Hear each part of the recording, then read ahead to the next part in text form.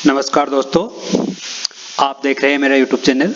और आज मैं लेकर आया हूं कि जो RGHSF और मेडिक्लेम पॉलिसी है, तो फिलहाल अभी ताज़ा खबर तो ये है कि RGHS सबके लिए एक तरह से अनिवार्य कर रहे हैं और मेडिक्लेम पॉलिसी को बंद कर रहे हैं। आगे से मेडिक्लेम के जो रिफंड है वो नहीं मिलेंगे, इसलिए सब बढ़िया है कि आप RGHS का चुनाव कर रहे हैं और ये अनिवार्य होने जा रहा है। ये नया आदेश आ गया है, आज 13 तारीख का है।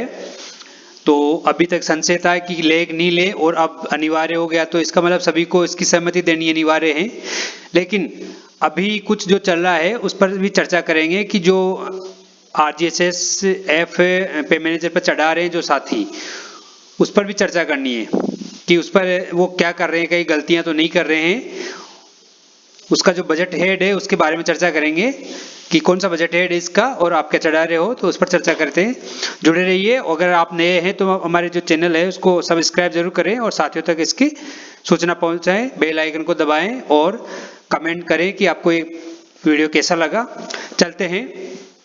तो आप आज का आदेश पढ़ ही रहे होंगे दोस्तों कि मेडिक्लेम पॉलिसी के जो आई कार्ड जारी करने हैं वो बंद कर रही है गवर्नमेंट।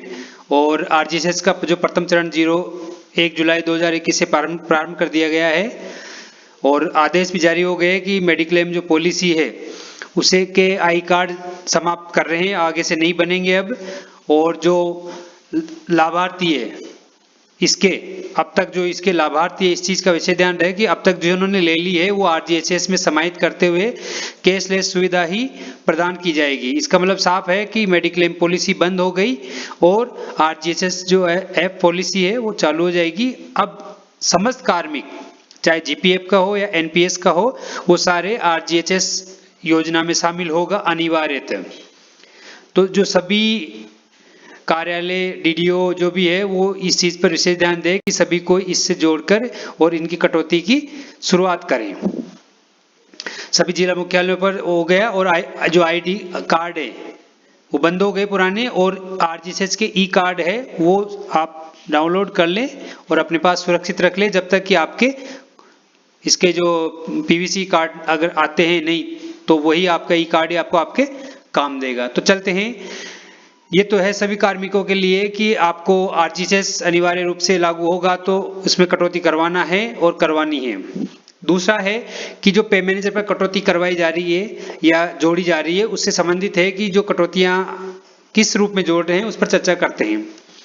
तो DDO पे मैनेजर खोलते हैं और बल्क डिडक्शन में जाकर वहां पर आप जो कटौती जोड़ते हो, जैसे यहाँ पर देखिए कि जो बल्क डिडक्शन है उसमें RGHSF 209 नंबर का हेड कोड है, एक तरह से 209 नंबर का हेड कोड है। ये हेड कोड अब तक RPMF जिनका कट रहा था, अर्थात जो GPF वाले थे उनका RPMF कट रहा था, उनके लिए था।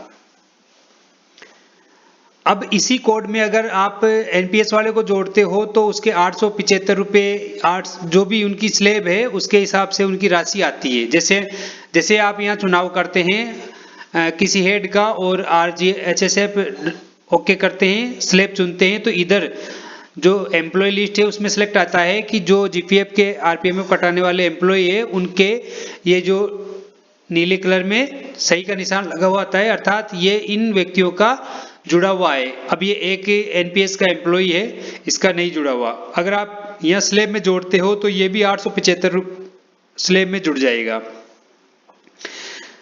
बहुत सारे जो DDO है साथी है जो बिल बनाते हैं, मैं उनसे कहना चाह रहा हूँ कि जिस प्रकार हमने इनका RPMF के जो बिल बनाए हैं और GPF वाले हैं उनके जो बजट RGHS का 209 नंबर का जो बजट है कोड, और उनका बजट हेड है 834200120002 और 00। अभी ये चढ़ा हुआ है इनके बजट में, अर्थात पे मैनेजर पर जो RGHSF के 209 नंबर का बजट हेड है वो वर्तमान में इस बजट हेड पर चढ़ा हुआ है। ये यहाँ देखिएगा, आपको बड़ा करके दिखा दें, और ये जो दिखाई दे रहा है ये बजट हेड चढ़ा हुआ है। जबकि RGHS का जो आदेश आया था कटौतियों का कि एक अप्रैल 2002 से पहले के या 2004 के बाद में जो भी है उनके कटौतियां हैं वो अलग अलग हेड की है, हालांकि हेड अलग है। वर्तमान में ये देखो यहाँ subscription is in RGHS fund shall be made in budget head 8342000120 और 69 ऑफ RGHS। अर्थात जो यह कहा जा रहा है कि ये जो बजट हेड है वो इसमें समायोजित होगा या कटौती होगी। RGHS जो है उसकी कटौती इस बजट हेड में होगी, जबकि वर्तमान में जो बजट हेड डला हुआ है पे मैनेजर पर 83420001200200 है, जो कि RPMF का बजट है।